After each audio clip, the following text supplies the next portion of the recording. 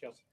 Kelsey, JB, what did you see, especially from Evan throughout the fourth quarter to put you guys back? It kind of built that lead again. I mean, I thought he was a force. I thought,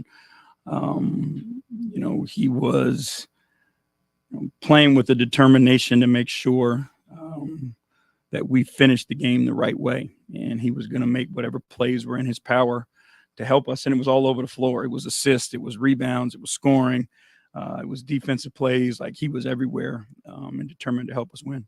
How did you see the guys fight through? Because you guys had a 17-point lead at one point, got down to the tied.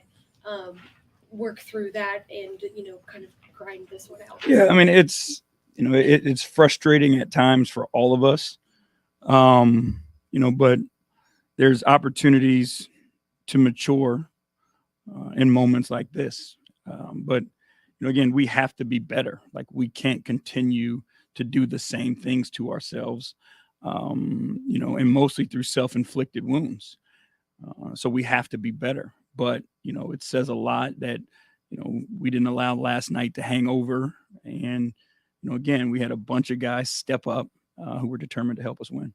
How have you seen Karras kind of grow more comfortable on this role? Because, with 2 20-plus point games back-to-back, just kind of finding his shots and rhythm, I guess. Yeah, I mean, I think he's just being aggressive. He's not hesitating on shots. He's not hesitating on looks.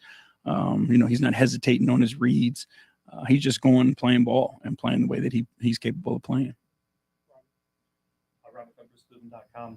The bench really gave you a great punch in that first quarter, really the first half, as well as in the third quarter as well. Just for what they were able to do tonight, really seemed like they really helped build the lead tonight. Yeah, and that's who our bench is. I think Jetty, like, he's an energy player that gives everybody else around him energy.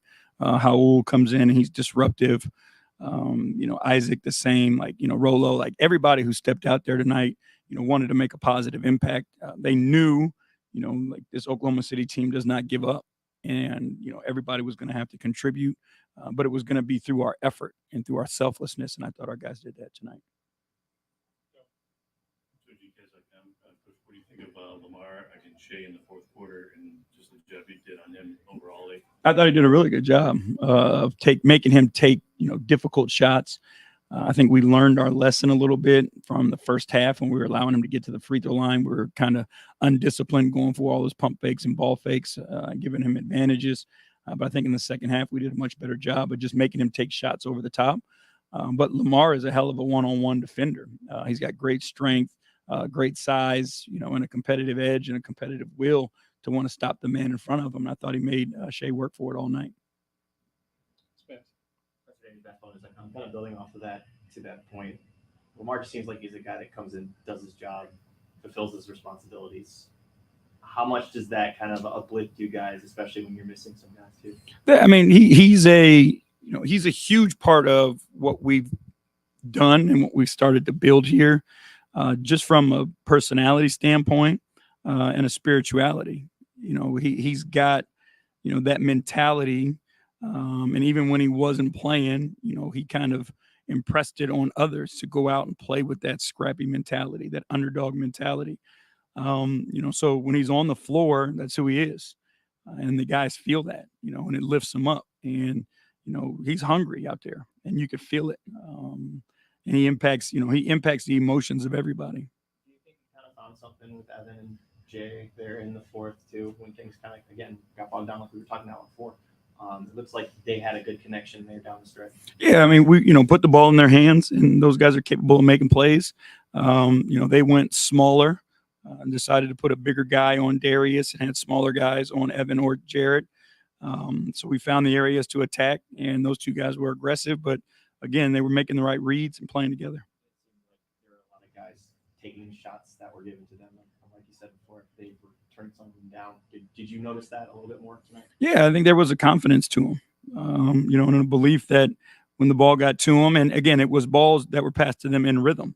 So their timing was good, and they had shot preparation. They were ready to shoot it. I thought they took advantage tonight.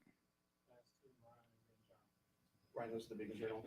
You talked about finding the right fit with Karras and kind of trying to utilize his skill set. How much does it help to have a guy like that who can have the ball in his hands and step into a larger role when needed, like tonight with Donovan being out. It's the experience that he has and what he's been able to do before. Like we've seen Karras carry offenses, so we know what he's capable of, and you know, being able to move into larger minutes and larger roles. He's comfortable there, and so it's not an adjustment in his mind. It's him already being prepared because he knows he's capable of it and has already done it. John Rogers, Sports Illustrated Media Group. Were they doing anything specific to kind of eliminate Darius as an offensive threat? And do you almost kind of expect that when Donovan's out of the game? Yeah, I mean they were, and again, like I said, in the fourth quarter they put a bigger body on him. They were switching a lot of things, trying to keep more size on him.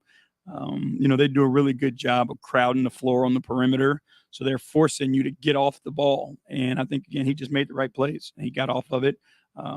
He wasn't playing a selfish game. And then you're kind of in a stretch of 6 games and I think 9 days now, a busy stretch for you guys. How do you manage that? How do you manage loads, specifically when you got some guys that have some injuries? Again, your off days, you have to be conscious of what you're really doing on those days.